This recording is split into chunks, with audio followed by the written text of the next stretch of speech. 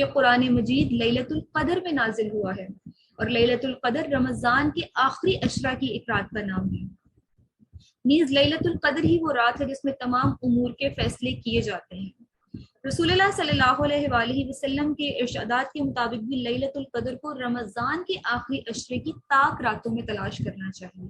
اس کا مطلب ہے کہ نصف شعبان سے ریلیٹڈ جو کوئی ہمارے درمیان میں ایسے کچھ رومرز ہیں، کچھ ایسی باتیں ہیں کہ اس رات کو فیصلے کیے جاتے ہیں۔ کچھ لوگ کہتے ہیں کہ پتے جھڑتے ہیں، جو پیدا ہونے ہیں ان کے نئے پتے لگتے ہیں، جنہوں نے فوت ہو جانا ہے اس ایک سال میں ان کے پتے جھڑ جائیں گے، اور اس رات کو قرآن نازل ہوا تھا۔ تو ایسا کچھ بھی نہیں ہے، قرآن سے ثابت ہو رہا ہے، اللہ تعالیٰ کی آیات جو اللہ تعالیٰ نے نازل کی ان سے ثابت ہو رہا ہے کہ قرآن لیلۃ القدر میں نازل ہوا ہے، اور لیلۃ القدر شعبان نصف شعبان کی رات نہیں ہے، لیلۃ القدر رمضان کے آخری عشرے کی طاق راتوں میں سے ایک رات ہے۔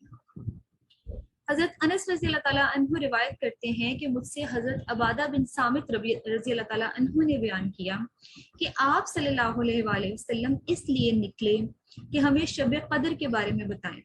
اتنے میں دو مسلمان لڑ پڑے تو آپ صلی اللہ علیہ وآلہ وسلم نے فرمایا، میں تمہیں شب قدر کے بارے میں بتانے کے لیے نکلا تھا، لیکن فلاں کے لڑنے سے بھول گیا، اور شاید تمہاری بھلائی اسی میں ہے کہ تم اس رات کو 21، 23، 25، 27، 29 میں تلاش کرو۔ یعنی کہ شب قدر بھی اب ہمارے پاس کنفارم نہیں ہے کہ وہ رمضان کی 27ویں ہی رات ہے، نہیں، 21 بھی ہو سکتی ہے، 23 بھی ہو سکتی ہے، 25 بھی ہو سکتی ہے، 27 بھی ہو سکتی ہے، اور 29 بھی ہو سکتی ہے۔ اسی لیے آخری عشرہ کی طاق راتوں میں زیادہ سے زیادہ عبادت کا، نوافل کا حکم دیا گیا ہے کہ آپ کسی ایک رات سے ایسوسیٹ نہ ہو جائیں، اس بات کو کسی ایک رات سے نہ جوڑ دیں۔ ان طاق راتوں میں، ان 5 راتوں میں آپ شب قدر کو تلاش کریں۔ صحیح بخاری کی حدیث ہے یہ۔ ام المومنین حضرت عائشہ رضی اللہ تعالیٰ عنہا فرماتی ہیں، آپ صلی اللہ علیہ وآلہ وسلم رمضان کے آخری عشرے میں اعتکاف کرتے اور فرماتے، رمضان کے آخری عشرے میں شب قدر تلاش کرو، سورت صحیح بخاری کی حدیث۔ نصف شعبان کی رات اور عبادات۔ نصف شعبان کی رات کے حوالے سے بعض خاص عبادات کا اہتمام کیا جاتا ہے جو شرعاً ثابت نہیں ہے۔ یہ عبادات نبی اکرم صلی اللہ علیہ وآلہ وسلم اور صحابہ کرام رضی اللہ تعالیٰ عنہم کے دور کے بعد کی ایجادات ہیں۔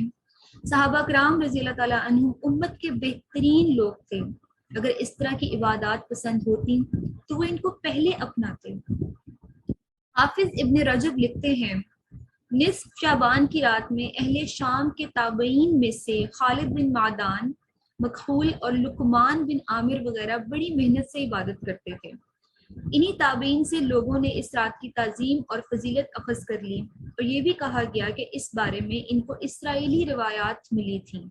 بعض لوگوں نے اس کی فضیلت کو ثابت کرنے کی کوشش کی ہے، جن میں بصرہ کے کچھ عبادت گزار تھے، مگر علماء حجاز کی اکثریت نے اس کا انکار کیا، جن میں امام مالک، عطا ابن ابی ملیکہ اور دیگر فقہائے مدینہ شامل تھے، اور سبھی نے اسے بدعت کہا۔ دیکھیے یہاں سے ثابت ہو رہا ہے کہ صحابہ کرام کے عمل سے یہ بات ثابت نہیں ہے۔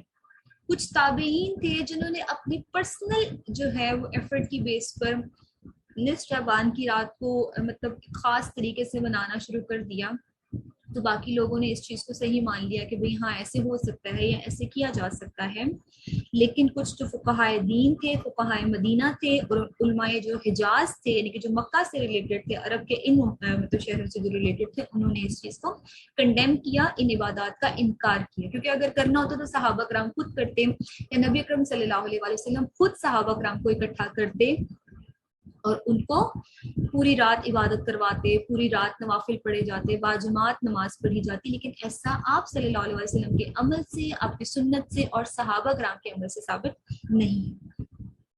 عبادات کے لیے مخصوص دنوں اور راتوں کا ذکر واضح طور پر قرآن اور احادیث میں ملتا ہے، مثلا محرم الحرام میں یوم عاشوراء، عشرہ ذی الحجہ، یوم عرفہ، یوم النحر، ایام تشریق، ماہ رمضان، لیلۃ القدر، یوم جمعہ، ایام بید، یعنی ہر قمری مہینے کی 13، 14 اور 15 تاریخ، مگر شب بارات کی عبادت کا کہیں بھی ذکر نہیں ملتا۔ یہ جو آپ کے سامنے میں نے دن اور یہ راتیں رکھی ہیں، جیسے محرم الحرام میں یوم عاشوراء، اس کا روزہ رکھا تھا، 9 اور 10 کا حکم ہے کہ روزہ رکھیں، عشرہ ذی الحج جو ہے یہ جو 10 دن ہوتے ہیں مطلب 9 دن جو ہوتے ہیں اور اندر ہی عید آ جاتی ہے 10ویں دن، اس میں کثرت سے روزے رکھنے کا حکم ہے۔ یوم عرفہ حج کا دن ہے، زیادہ سے زیادہ دعائیں پڑھنے کا، ذکر اذکار کرنے کا حکم ہے۔ یوم النحر عید ہے۔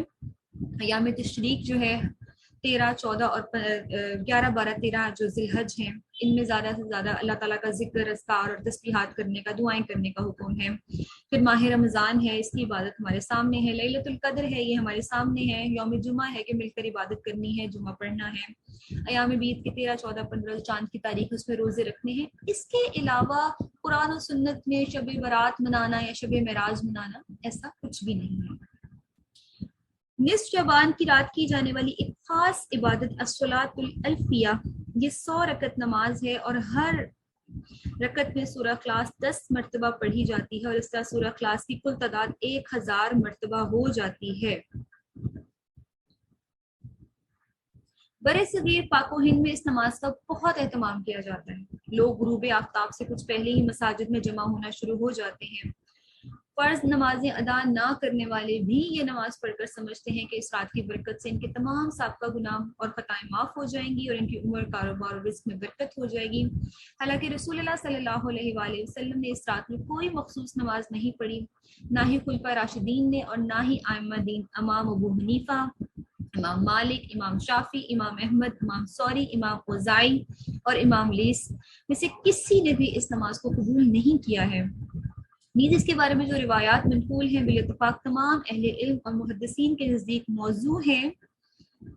اس کی ابتدا کے بارے میں علامہ مقدسی رحمۃ اللہ علیہ فرماتے ہیں، ہمارے ہاں بیت المقدس میں نہ صلاۃ الرغائب کا رواج تھا، نہ صلاۃ شعبان کا۔